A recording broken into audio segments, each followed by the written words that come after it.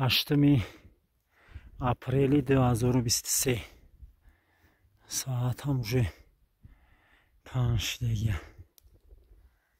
тарзен хела гашт кард. сари ғариб омадем. ҷуло механбем оҳистаҳак меирем аку ба қишлоқа. фарзандам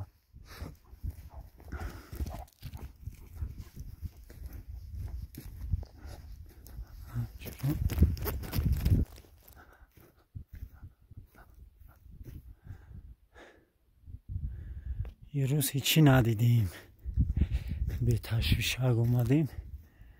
با خدا خواهد انشاءالله میگرده میریم. دینه خیلی رو بحثر کردیم قید ترزم. امروز هیچی گرد نیست.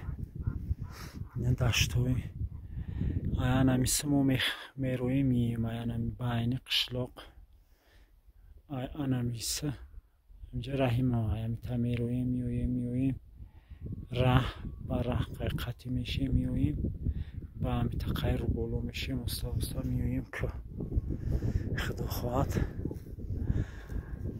راهی هر روزمون همینجا هایک یخی وقت ویشکا میریم، یخی وقت میویم اینه میتا سرسری همیغری میرویم ها اینه بلندی اتاقتی میریم. یخی وقت میخوانبیم تقای میریم، یخی وقت همی تقاتی میخوانبیم. این روز هفگوری بعد شدیم میخوانبیم میریم اکه جلو استا که وقتی روزشکوی میشه میریم میرسیم.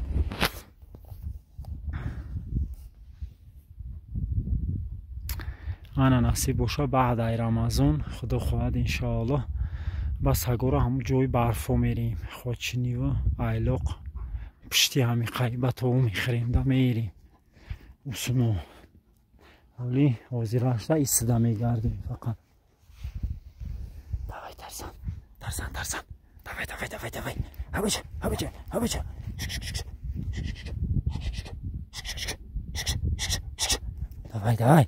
دوای سر نشه می چی اوسیده چی دیدی تو؟